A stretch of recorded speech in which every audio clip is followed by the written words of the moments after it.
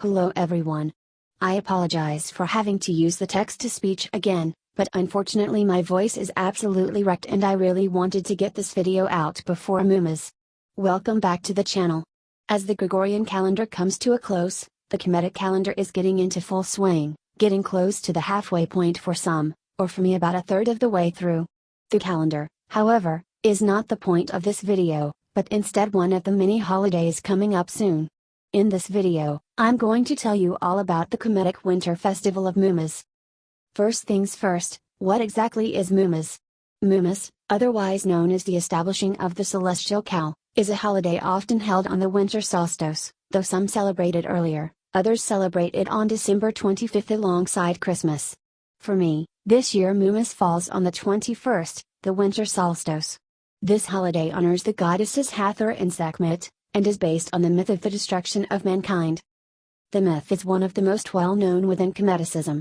I may make a separate video in the future about the myth itself, but in this video I'll give a basic rundown of it and why we celebrate it. The story begins during Ra's reign over humanity. His reign was said to have been a golden age of humanity, things were considered to be pretty much perfect. Though for no apparent reason, humanity decided to rebel against Ra. It is often believed that humanity felt that Ra was getting too old to rule. At this point, Ra had been ruling over Egypt for over 900 years. Ra was outraged that the humans had turned against him, and felt that it was time to wipe them out and start over again. To accomplish this, he sent one of his eyes to seek vengeance, his daughter Sekhmet. Sekhmet immediately goes into a bloodthirsty rampage, wiping out large amounts of humanity in short periods of time. Watching the carnage, Ra begins to change his mind about wiping out humanity, though it's never particularly explained why. The only problem is that he has almost no way to stop Sekhmet, who has lost all sense of reason and only desires to kill. So Ra comes up with a plan on how to stop the slaughter. Ra orders 7,000 jars of beer to be made, and for the beer within to be dyed with red ochre. The beer was then dragged out into the desert where they knew that Sekhmet would be, and poured it all out into the sand. Once the rampaging goddess showed up, she took notice of the beer and, mistaking the red drink for blood, began drinking it up. She then drank and drank until eventually she was drunk, and then passed out. Now that the bloodlust had been satisfied, the violent goddess Sekhmet changed into her more peaceful form of Hathor. This is where Hathor gets her epithet of Lady of Drunkenness and why beer is drunk at her festival.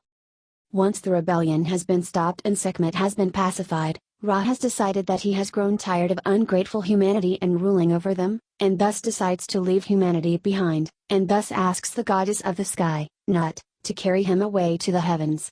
To do this, Nut takes on the form of a celestial cow and Ra rides on her back into the heavens. During his ascent to the heavens, Ra creates the field of reeds for humans to live in after death. He also appoints Osiris and Iset to rule over the earth in his place. With Ra gone, humanity are the ones who must work to maintain Mat, balance. Previously it was Ra who oversaw maintaining Mat. Humanity was now left on their own to keep balance. The establishing of the celestial cow, which has become Moomas, was a relatively unimportant holiday in ancient Egypt.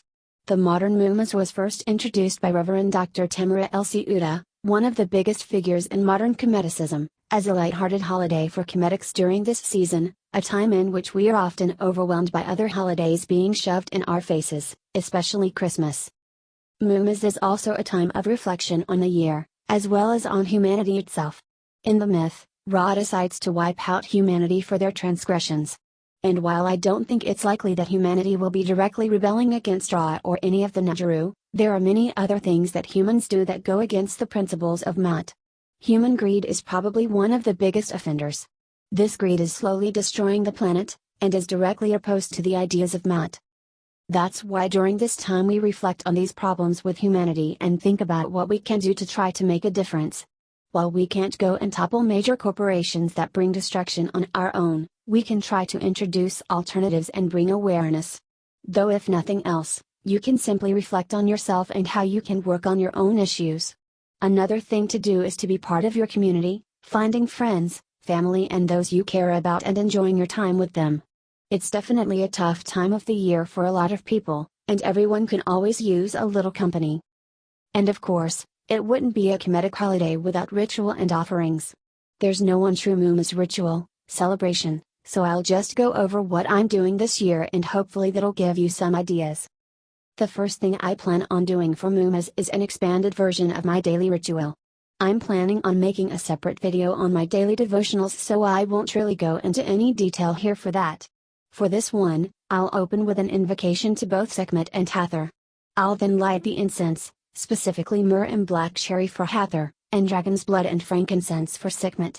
These are the smells that the goddesses seem to enjoy most in my practice, though this may vary from person to person. After the incense, I plan on lighting a candle for each goddess. Following this, I plan on making an offering of wine that I've been saving for this holiday.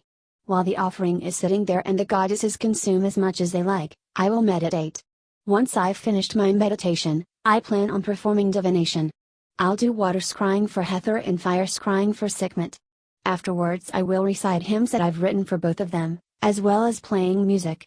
I will also attempt to dance for Hathor if I have the strength to do so. I will then drink some more of the wine in honor of Sekhmet. Once that's done, I'll take some time to reflect on the year and on myself. I'll then end the ritual by libating the offerings and thanking the goddesses. Moomas is a time of joy, celebration and community. At the end of the day, as long as you're enjoying yourself, and not hurting anyone of course, then do what brings you joy. Thank you all so much for watching this video. Hopefully it's been helpful.